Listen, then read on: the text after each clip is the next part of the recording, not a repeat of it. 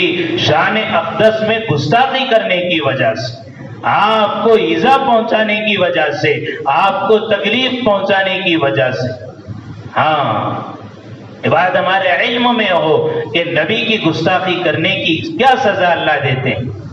ہاں، قرآن مجید میں اس کی ہلاکت کے لیے پوری ایک سورت نازل فرمائی، سورہ لہب، اور قیامت تک کے لیے اس کی ہلاکت، ہر سورہ لہب پڑھنے والا، سورہ لہب کی تلاوت کرنے والا اس کے لیے بد دعا ہی کرے گا۔ ہاں، جو نبی کی ہلاکت کا دعویٰ کرے وہ خود ہلاک ہو کر رہا اور قیامت تک کے لیے اس کی ہلاکت۔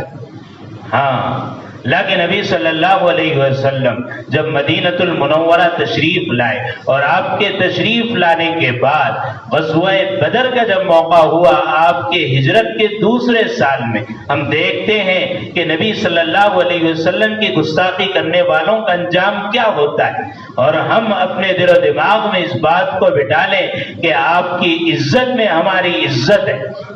ہاں، چنانچہ جس وقت بدر کے میدان میں کفار مکہ، قریش مکہ اور سرداران مکہ پورے طور پر شکست اور ہزیمت کا سامنا کیے اور پورے طور پر ہار گئے اور وہ مکہ پہنچ گئے، کعب بن اشرف ایک یہودی ہے اور یہودیوں کا بڑا آدمی، اس کو جب اس بات کی اطلاع ہوئی کہ ایسا ہوا ہے کہ سردار مکہ، قریش مکہ ہار چکے، وہ مدینہ سے مکہ پہنچتا ہے اور مقتولین کے، یعنی جو لوگ قتل کیے گئے، جو مارے گئے اور جو ہلاک ہوئے، ان کے اہل خانہ کی تعزیت کرتا ہے اور انہیں اطمینان اور دلاسا دلاتا ہے۔ قریش مکہ یہ کہتے ہیں کہ کعب بن اشرف تم مدینہ کے بڑے آدمیوں میں سے ہو، بھلا اس شخص کو کیسے آزاد کیا جائے، اسے کیسے اطمینان کی زندگی دی جائے، تم کسی طرح ان کے قتل کی تدبیر کرو۔ یہاں تدبیر ہو رہی ہے محمد رسول اللہ صلی اللہ علیہ وسلم کے قتل کی۔ چنانچہ حضرت بخاری کی روایت، امام بخاری رحمۃ اللہ علیہ لکھتے ہیں اس بات کو کہ جب کعب بن اشرف مدینہ واپس آیا، اللہ کے نبی صلی اللہ علیہ وسلم کو ایک دعوت کے بہانے اپنے گھر پر مدعو کیا اور اپنے لوگوں کو اللہ کے نبی صلی اللہ علیہ وسلم کے قتل کرنے کے لیے متعین کر دیا۔ میرے آقا صلی اللہ علیہ وسلم گئے کعب بن اشرف کی دعوت قبول کرنے کے لیے، آپ یہاں بیٹھے ہیں، جبرائیل علیہ السلام آ کر آپ کو اطلاع دیتے ہیں کہ یہاں تو آپ کے قتل کی پلاننگ ہو رہی ہے۔ چنانچہ آپ حضرت جبرائیل علیہ السلام کے پروں پر سوار ہو کر اس مکان سے باہر تشریف لائے اور اللہ نے آپ کو نجات عطا فرمائی۔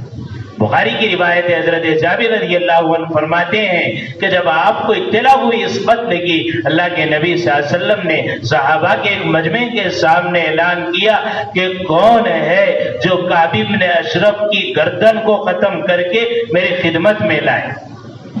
اللہ کے نبی صلی اللہ علیہ وسلم نے اعلان کیا۔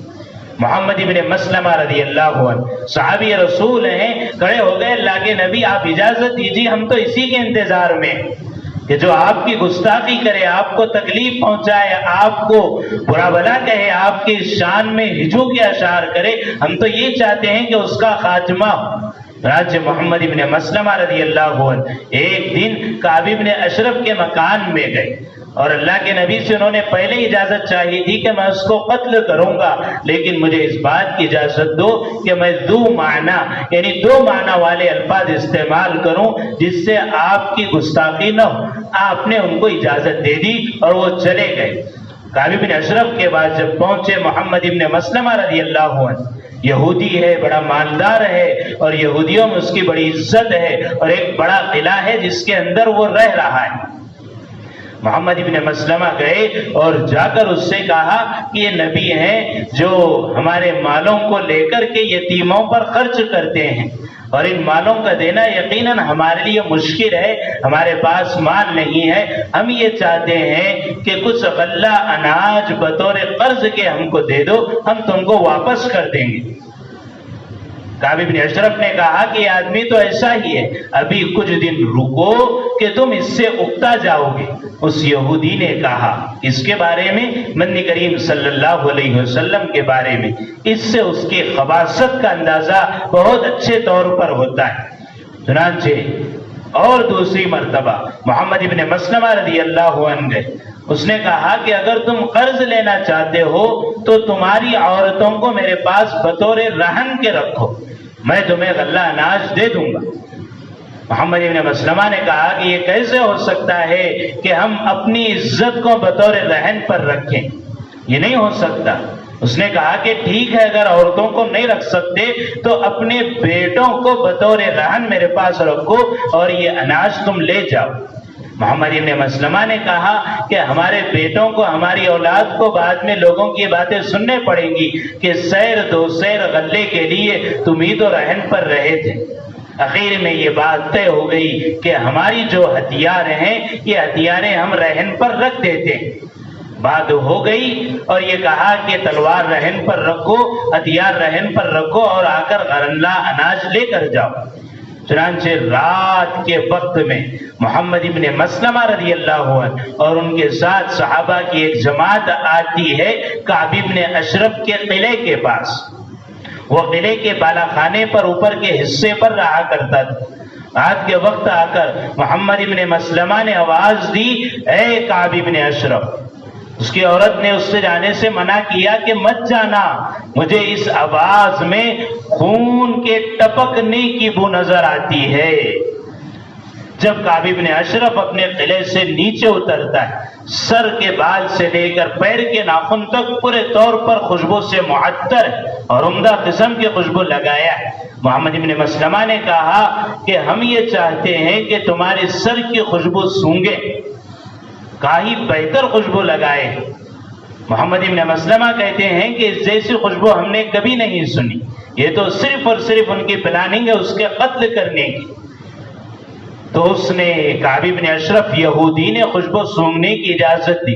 کچھ دیر خوشبو سونگنے کے بعد جب بال کو چھوڑا اور کچھ دیر کے بعد محمد ابن مسلمہ نے اپنے پورے ساتھیوں کو اشارہ کر دیا کہ اب کی بار میں اس کے سر کی جب خوشبو سونگوں اور اس کے سر کے بال کو پکڑوں تو اس کے گردن پر وار کر دینا. چنانچہ محمد ابن مسلمہ نے کعب ابن اشرف سے کہا کہ ہم یہ چاہتے ہیں کہ خوشبو انتہائی عمدہ ہے اور دوسری بار سننے کی اجازت دیں. کعب ابن اشرف نے اجازت دی. محمد ابن مسلمہ نے پورے طور پر اس کے سر کے بال کو پکڑا اور ان کے ساتھیوں نے، ان کے ہمراہیوں نے کعب ابن اشرف یہودی کے گردن پر وار کر کے اس کے گردن کو سرتن سے جدا کر دی. اور اب یہ اللہ کے نبی صلی اللہ علیہ وسلم کی خدمت میں لے کر صحابی رسول حاضر ہوئے. اللہ کے نبی، یہ ہے اس یہودی کی گردن جو آپ کی شان میں گستاخی کر رہا ہے، آپ کو ایذا پہنچا رہا ہے اور